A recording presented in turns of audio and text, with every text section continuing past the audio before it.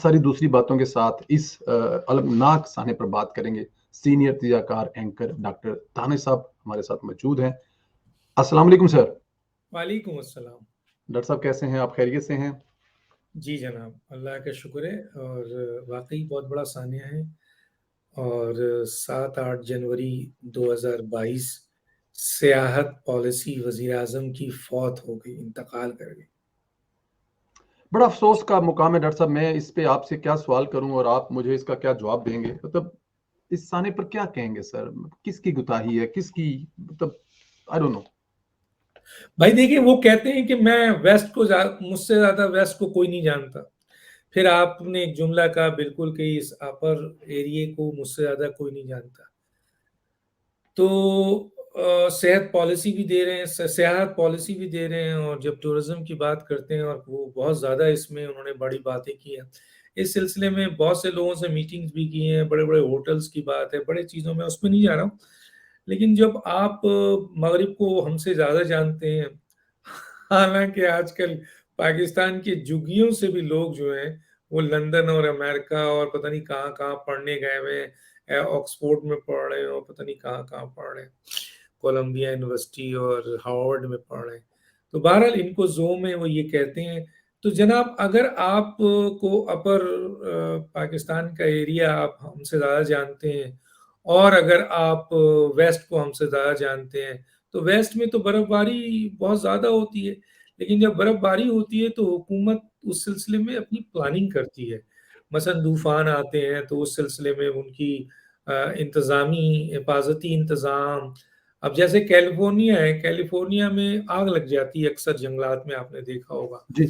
उस सिलसिले में उनकी हुकूमत जो है वो उस एरिये में बड़े इंतज़ामात किए हुए उन्होंने और फिर वो उस करीब-तरीन जो घर होते हैं उनको किस तरीके से वो कवर करते हैं, आग को किस तरह पहुँचाएँ, लोगों को किस तरह कंट्रोल करते हैं, जाने नहीं देते। और बर्फबारी होती है और आज फिर मसलन अमेरिका में इस वक़्त बर्फबारी हो रही है और बड़ी ज़बरदस्त बर्फबारी हुई, लेकिन इंतज़ामात देखिए उनके कि बर्फबारी इतनी ज़्यादा होती है लेकिन उनकी उनकी नौकरी, उनकी जॉब्स, उनके सर्विसेज़, उनकी मेडिकल, उनकी कोई चीज़ नहीं रुकती। ऐसा नहीं होता, बहुत मुश्किल से बहुत ऐसी एक्स्ट्राऑर्डिनरी हो जाए तो भी हिफाज़ती बुनियाद पर वो स्कूल बंद करते हैं। वरना तो रोड तो चल रही होती है उनकी, ठीक है। गाड़ी में बर्फ भर जाती है, तूफ़ान आते हैं, बड़े-बड़े तूफ़ान आए हैं, लेकिन मैनेज करते हैं ना, हुकूमत का काम है मैनेज करना।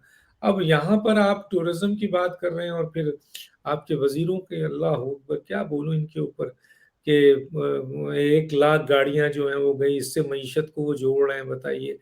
तो 1 लाख गाड़ियाँ, पाकिस्तान की आबादी 22 करोड़ है, 6 करोड़ लोग खतरे गुर्बत से नीचे हैं, 42% लोग जो हैं वो मुआशी तौर पर जो है वो आपके बहुत बुरे हालात में हैं।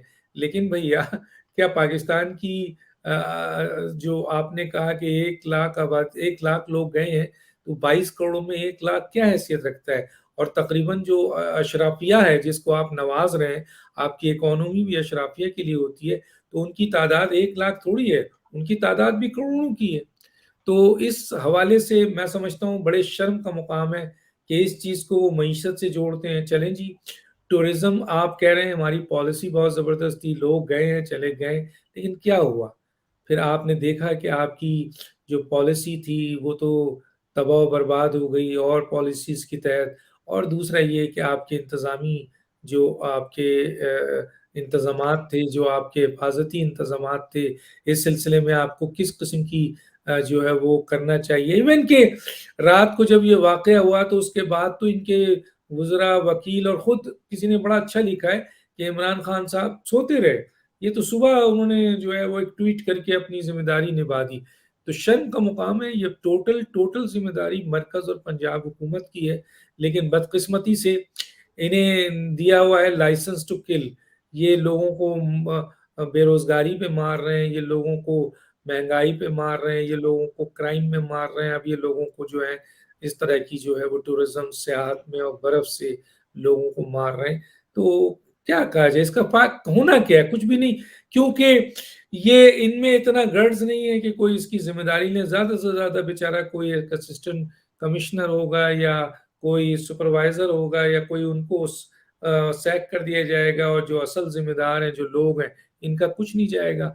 उधर देखें रेलवे में शेख रशीद के दौर में जो है वो मसलन एक एक एक एक एक रिकॉर्ड लोगों जो है वो बेचारे मारे गए। क्या हुआ? शेख रशीद को कुछ किया? उनको तो एक और अच्छी मिनिस्ट्री मिल गई। तो ये यहाँ पर गए 22 लोग जिनके घर गए पाकिस्तानी, हमारे दिल रो रहे हैं, आपके दिल रो रहे हैं, एक खानदान के लोग गए, किस बुरी तरीके से वो गए। अगर यही बाहर होता तो अभी वजीर आजम भी सैक होता। अभी वजीर आजम अपोजिशन में होते इमरान खान, तो उन्होंने नवाज शरीफ और जरदारी से इस्तीफा भी मांग लिया होता और वजीरों को उन्होंने पता नहीं क्या कुछ कह दिया होता। लेकिन शर्म का मुकाम है कि खुद अपनी जिम्मेदारी लेनी। यानी ट्वीट आप देखें उनकी ट्वीट किस सर तरह। उनकी ट्वीट थी कि लोगों, उन्होंने तो बल्कि इसका जिम्मेदार भी, मैं अगर आपको रोक सकूं, उन्होंने जिम्मेदार लोगों को ठहराया कि मौसम चेक करके मरी आना चाहिए था या जाना चाहिए था। हालांकि वो जो अभी आपको उनके वजीर साहब की ट्वीट दिखाई उसमें तो वो मुबारकबाद दे रही हैं, तो फिर लोगों पर डालने का।